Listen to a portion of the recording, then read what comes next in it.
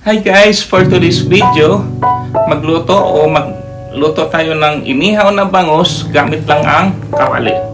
Panoorin nyo to kung paano magluto ng inihaw na bangus gamit lang itong kawali. Let's go!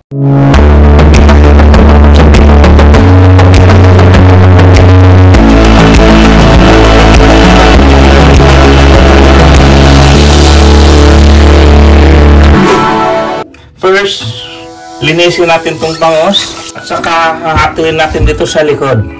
Ganito yung paghati. Kuha tayo ng sangkalan.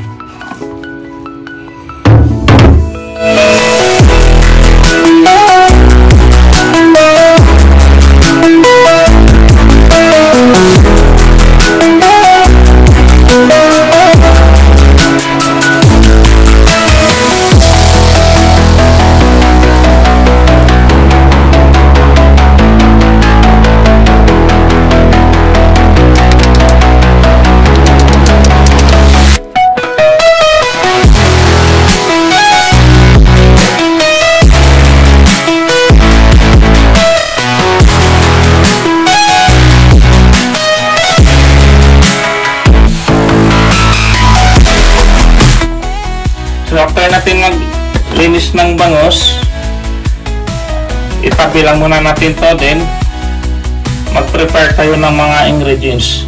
So ngayon guys, ang ingredients natin sa bangus: kamatis, sibuyas, kakakunting luya. So ito, hiwa-hiwain na natin.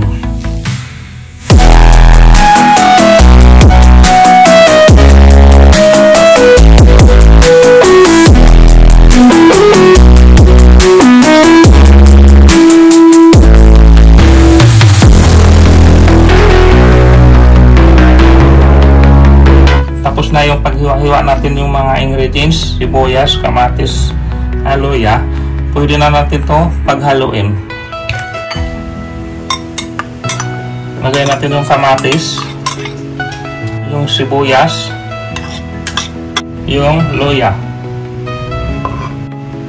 So dito, maglagay tayo ng kunting paminta. Ayan. Dito guys, maglagay tayo ng soy sauce, toyo. 2 kutsara na toyo.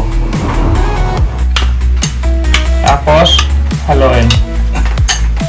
So dahil inihaw na bangus ang gagawin natin, gagamit tayo ng foil. Ayan.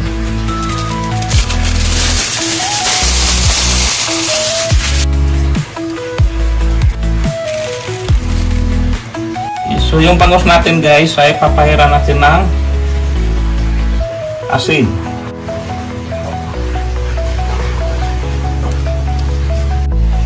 Pagkatapos ng pahid ng asin sa bangus, pwede na natin itong ilagay.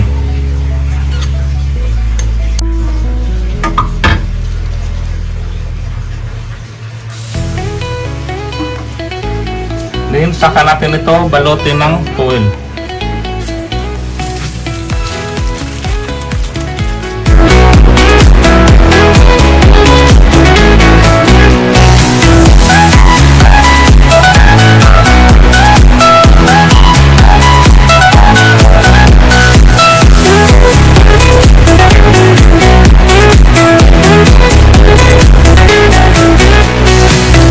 Ayan guys, ready na ating bangus para lutuin dun sa kawali.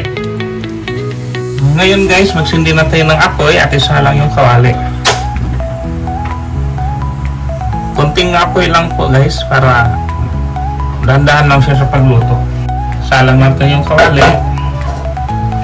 Lagyan natin ng kunting mantika. Hintayin na mag-init yung mantika. Pag init na yung mantika, pwede na ito ilagay.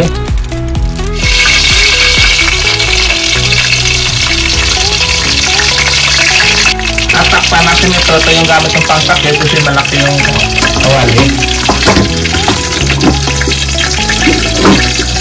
So dito guys, pabalik na rin natin.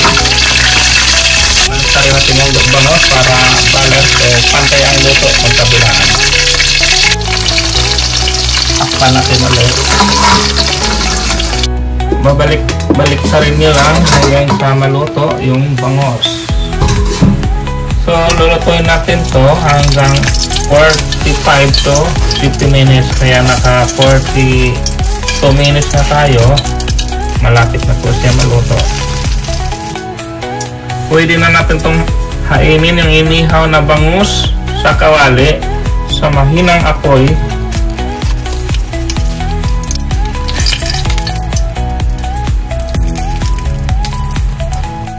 Ito isi-serve na natin at buksan.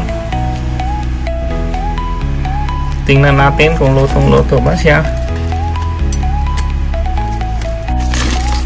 Ang bango, guys. Ang init.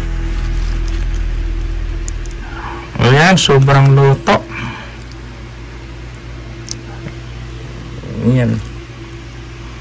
Ang bango.